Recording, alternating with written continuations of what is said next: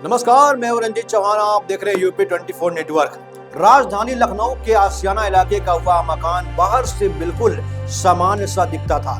दरवाजे बंद थे, खिड़कियां भी रोज की तरह ही खुलती थी, लेकिन अंदर एक ऐसा सन्नाटा पसरा था जिसे शब्दों में बयां करना मुश्किल है।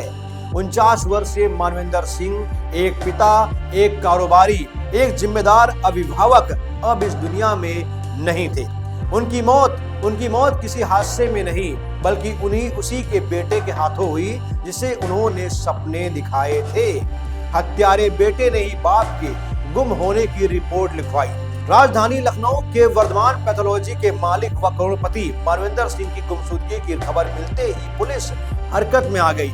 इधर एक तरफ बेटा पुलिस में पापा के गुम होने की FIR लिखवाता है, दूसरी तरफ दोस्तों व पड़ोसियों से कहता था कि पापा जरूरी काम से दिल्ली में हैं। प्रदेश की राजधानी लखनऊ के थाना आशियाना क्षेत्र में दर्ज गुमशुदगी की जांच के दौरान एक सनसनीखेज हत्याकांड का खुलासा हो गया।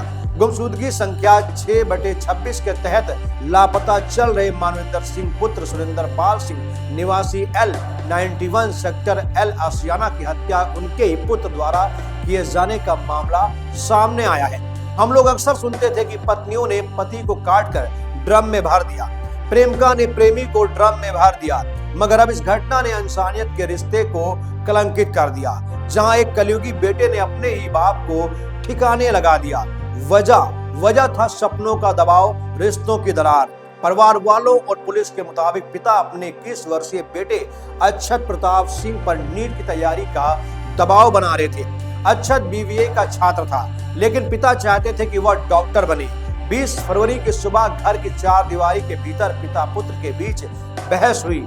बहस इतनी बड़ी कि गोलियों की आवाज ने एक परिवार को हमेशा के लिए तोड़ कर रख दिया। गोली चलने की आवाज सुनकर छोटी बहन कृति कमरे में पहुंची। सामने पिता का निर्जीव शरीर पड़ा था। उस क्षण की दहशत उसकी आंखों में जमकर रह गई। बताया जाता है कि भाई ने उसे धमकाकर चुप करा दिया। 4 दिन तक वह उसी घर में बंद रही, जहां एक तरफ पिता की लाश थी, दूसरी तरफ भाई का खौफ बरकरार था।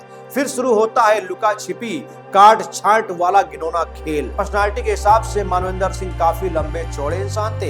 एक बार में उनकी बॉडी ठिकाने लगाना नामुमकिन था, इसलिए खूनी बेटे ने उठाया खौफनाक कदम। बॉडी को टुकड़ों में काट कर ठिकाने लगाता रहा। सर छोड़कर पूरा धड़ बेटे ने नदी नालों में फेंक दिया था, जबकि शेष शव को घर में रखे ड्रम में छिपाकर रखा गया था। पुलिस ने घर से शव का धड़ बरामद कर दिया है। अन्य अंगों की तलाश भी जारी है। चौंकाने वाली बात यह है कि आरोपी पुत्र अक्षत ने ही 20 फरवरी को अपने पिता की गुमशुदगी की रिपोर्ट भी दर्ज कराई थी। पुलिस को जांच के दौरान उस पर संदेह हुआ, जिसके बाद सख्ती से पूछताछ में उसने पूरा घटनाक्रम कबूल कर लिया। यह घटना सिर्फ एक हत्या नहीं है, उन अनकहे दबावों की भी कहानी है जो कई घरों में पल रहे होते हैं। सपनों का बोझ कब संवाद की जगह ले लेता है, कब रिश्तों की डोर इतनी कमजोर हो जाती है कि एक पल का गुस्सा जिंदगी छीन लेता है, या कोई जान नहीं पाता है। आज वह घर पुलिस की जांच का हिस्सा है। एक पिता की चिता सजेगी, एक बेटा सलाखों के पीछे है, और एक बेटी की आंखों में हमेशा के लिए वह दृश्य भी कैद हो गया है। यह कहानी सिर्फ अपराध की नहीं, टूटते संवाद और बिखरते विश्वास की भी है। तो दोस्तों, आपने देखा कि कलयुगी बेटे ने कैसे अपने बाप को मौत घाट उतार दिया। अब तो रिश्तों से भी भरोसा उठ गया है, और ऐसे अगर रिश्ते कलंकित होते रहे तो एक समय ऐसा आएगा कि हम लोग किसी रिश्ते पर भरोसा नहीं कर पाएंगे। जय हिंद, जय भारत।